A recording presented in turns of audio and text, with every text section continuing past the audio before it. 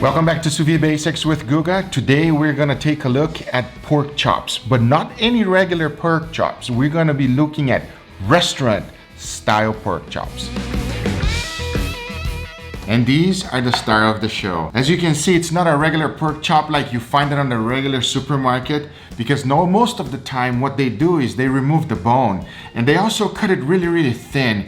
And I'm a true believer that if you're gonna cook sous vide pork chops, it has to be a little bit thick. Another thing you wanna keep in mind is the fat. If you take a look at the fat of the Tomahawk one, it is very nice and thick. Whenever you're buying it, make sure you look for that fat, because we're gonna crispen it up and it's gonna taste fantastic. So the smaller one is 1.5 inches thick, almost 2 inches, but it doesn't get there. The other one is almost 3 inches, but let's just round it off and call it 2.5 inches. There are two ways for you to cook your pork. You can either go savory or you can go sweet. Since we have two of them, I think it's best for me to show you how I would do both of them. Either way, that way you can pick whatever one is best for you. This smaller one right here, we're gonna be doing sweet. And then the larger one, we're gonna do a savory because, you know, it's big, it's a tomahawk, and we gotta make it taste good.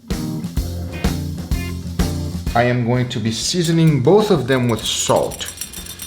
You wanna season it liberally because it is a thick cut of pork. If it was those little ones that you buy in the supermarket, then it will be a little bit less, yeah? The pork tomahawk as well. Make sure you season the fat, every single corner. Since this one is going to be sweet, you can use really any type of barbecue rub you want. You can make your own rub. I'm using Guga's rub.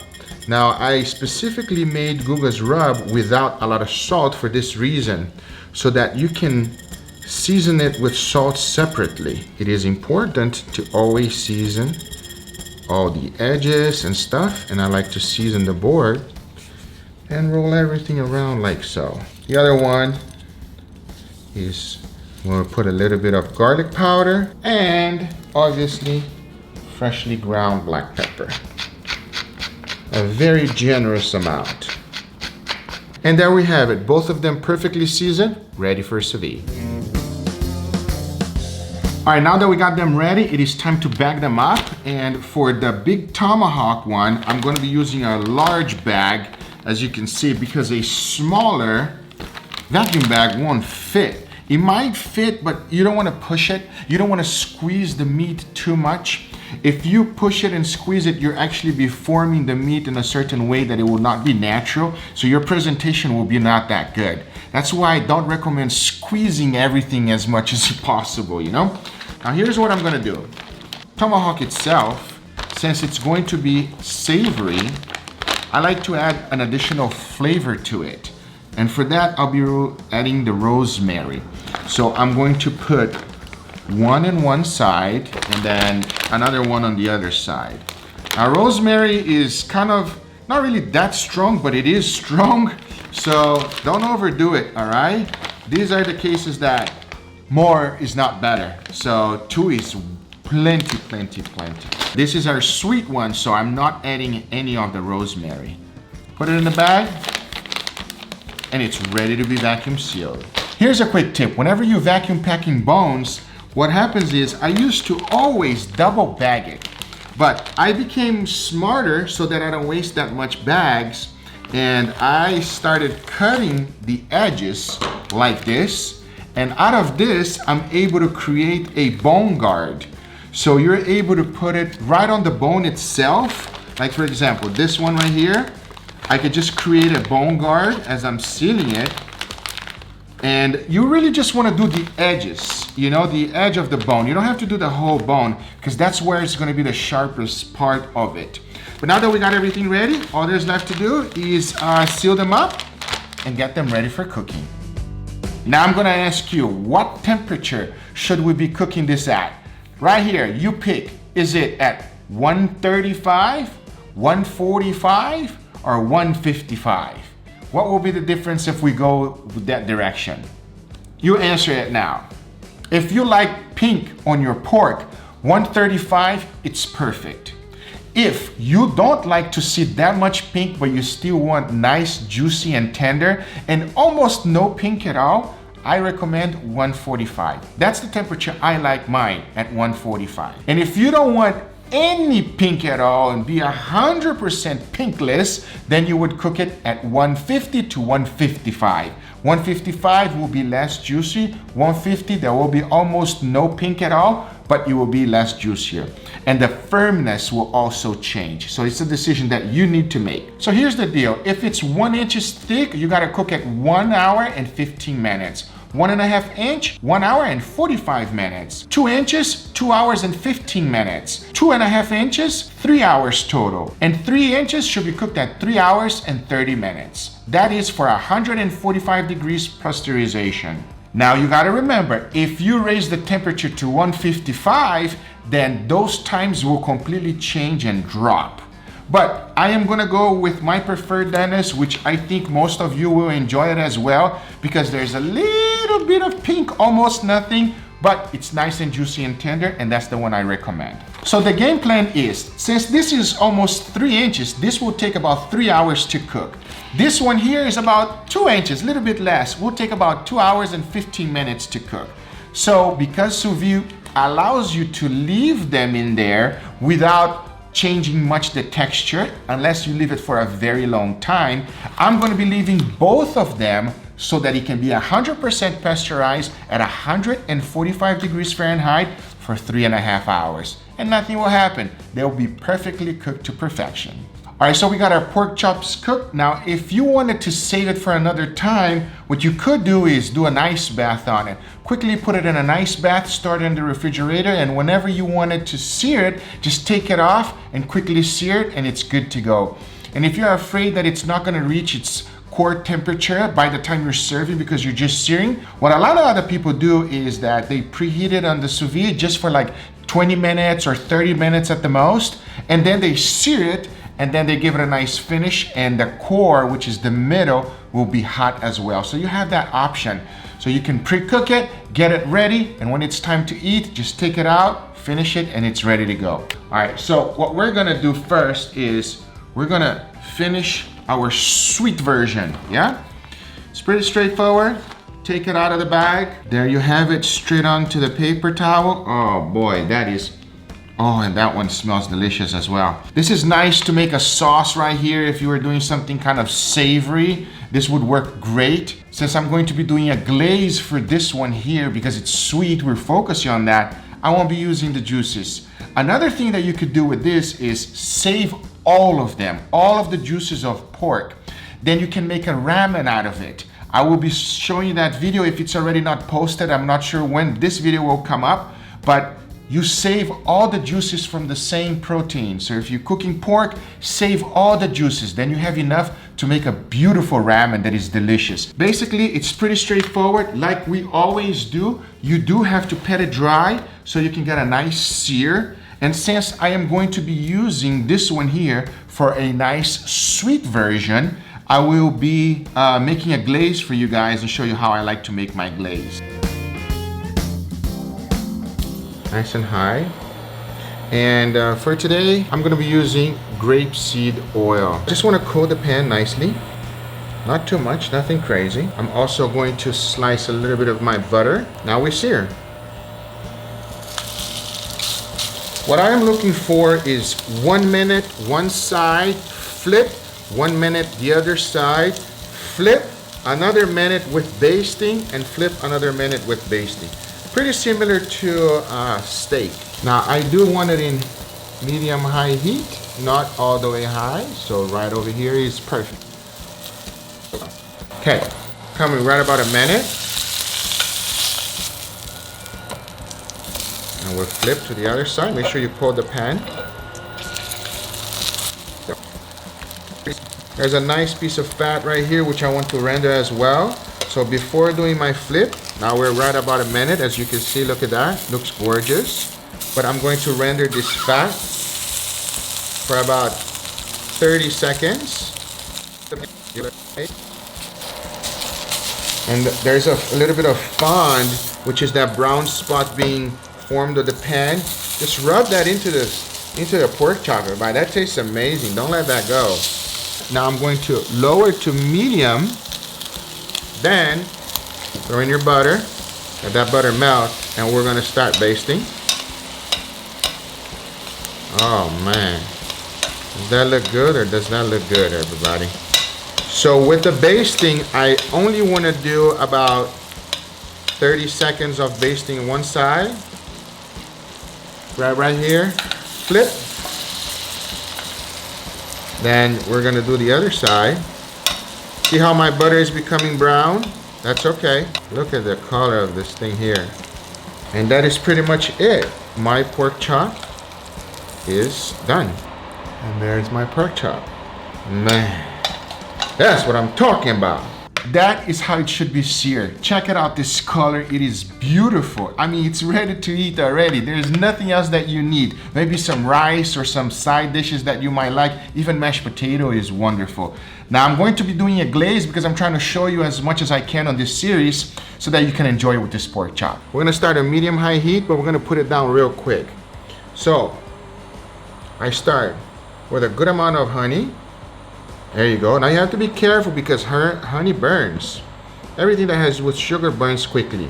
Same amount of maple syrup. Quickly reduce the heat. And we're gonna mix this together. We're gonna combine all of them together. And I'm gonna let it start to bubble. See, this is what I'm looking for. See how it's starting to bubble? That means all the sugars are caramelizing, everything's combining together. Then I'm gonna throw in sauerkraut. Now we need some acidity for it. That's why I'm gonna throw it. Even if you don't like sauerkraut, I encourage you to give it a try. I take it off the heat and I mix. Just don't want it to let it burn. Put it back on the heat. I'm gonna get a little bit of my bourbon, lower the temp just a little bit. Throw a little bit of bourbon, not too much. That much is good. I want to burn that alcohol off. Here's a nice trick. If you don't have like a fire stove, just let the alcohol burn. Nothing crazy. See, the fire will be put out by itself once the alcohol is over. All the alcohol has been burned off. Mix. And that's it. Your glaze is done. I can promise you, even if you don't like sauerkraut, this won't taste like sauerkraut. It tastes incredible. Now it's very runny right now, and that's because it's hot. But as it cools down, it'll be nice and thick. We'll grab something to put it on, and we dump in our glaze.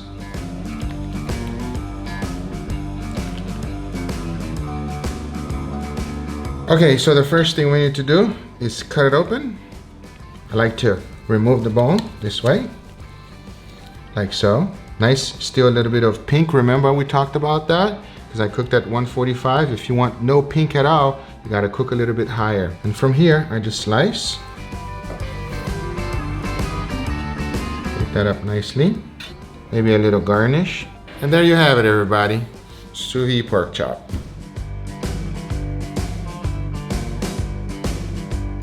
And that is my take on sweet pork, everybody. Now, all there's left to do is to try it. This glaze is very, very sweet, and the pork is... It is so juicy and tender. It is the only way that I eat pork chops right now, because otherwise it's way too dry. Tell them what it tastes like. Oh! See, I'm not exaggerating. Isn't it juicy and tender? And that glaze is ridiculous. Oh my God. Oh, but then you have another piece chopped over there. Let's do the savory one right now. Smells phenomenal. I am going to be saving the rosemary because we're going to be using for searing. The first thing we're going to do is pretty similar to the other one. Heat up our pan, little bit of grapeseed oil. Why? Because I have a nice high smoke point. Hold the pan nicely, let it come to a temperature. The interesting thing about this pork tomahawk right here, as you guys can see, there's a lot of fat. So I want to coat this fat and I want to render it before I start searing the edges, because this fat here could take the heat and re-render. Right here a little bit. Remember the font.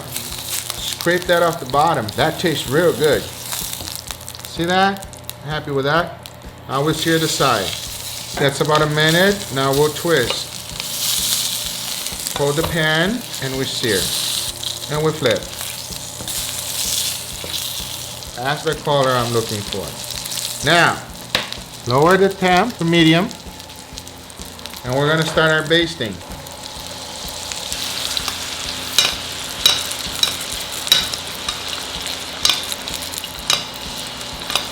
Don't forget to grab your rosemary and throw it in there, yeah? What I like to do sometimes is grab the rosemary, you put it right on top, and then you baste it. Oh my goodness, if you guys could smell this. This side is done. Look at that crust, everybody. Really hope the camera is doing its justice. Now, because this is a big piece of meat, you get some edges that you're not happy with. You finish it up with your torch if you have to. Some of the edges towards the bone, don't be able to get it. Just finish it up with your torch. Check that out. Come on now. Come on now. Doesn't that look like a piece of heaven? Take it off the heat and immediately to a plate. Check out this pork tomahawk, everybody. Come on, you know that looks amazing and ready to go right now.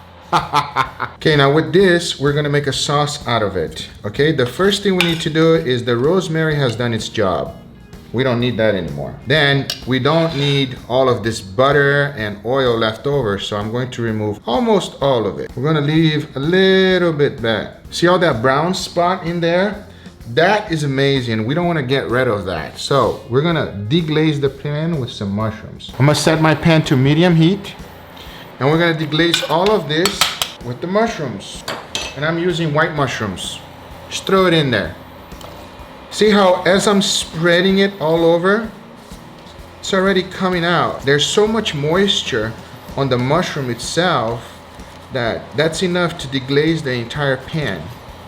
Deglazing means to remove this beautiful stuff that tastes like heaven and infuse that into the mushrooms.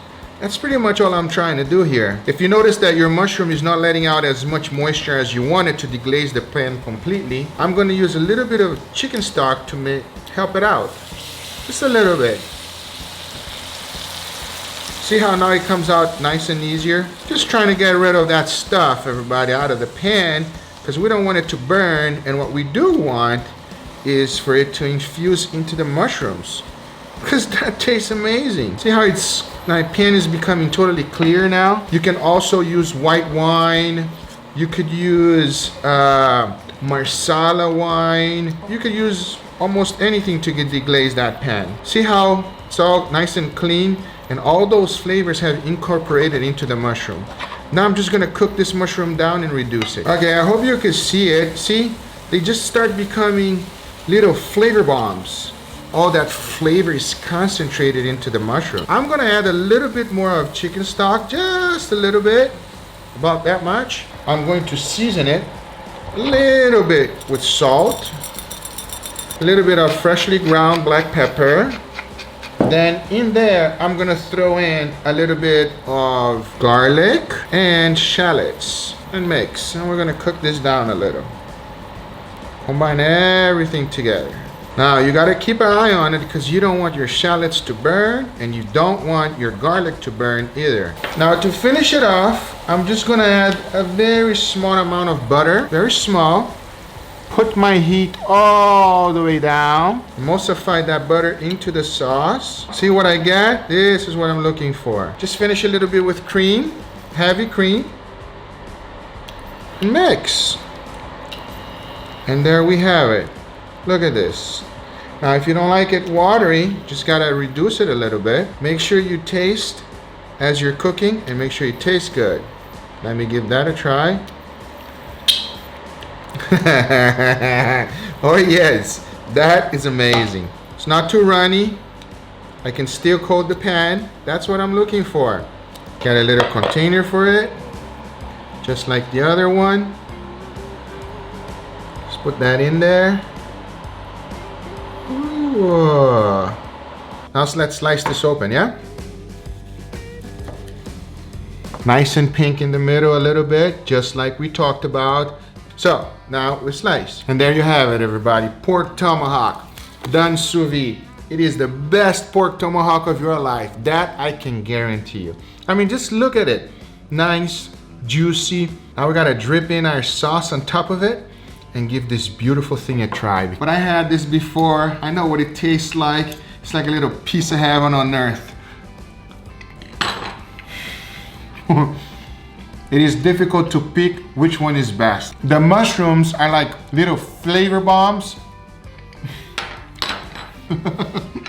You better hurry up before I eat them all. Wow. Wow. I told them it's hard for me to pick a winner. No, which one is better? This is the winner. This is the winner? This is the winner. You like this one more? Alright, this is so juicy that I was going to say wow and I started drooling. And there's some mushrooms with it. Oh my god, you're killing me. We love the mushrooms, everybody. Wow. I hope you enjoyed this video. If you do enjoy this video, make sure you give it a thumbs up. If you're not a subscriber, be sure to subscribe for future videos. Remember, if you are interested in anything I use, everything is always in the description down below. Thank you so much for watching. Let me know what you want me to cook next on Basics, and we're gonna make it happen. See you guys on the next one. Take care, everybody. Bye-bye. So good. So good. So good. Oh my god. There's more sauce too? Yeah. Alright, I'm taking this. You keep the Go for it, mama. Enjoy it. Take care, everybody. Bye-bye.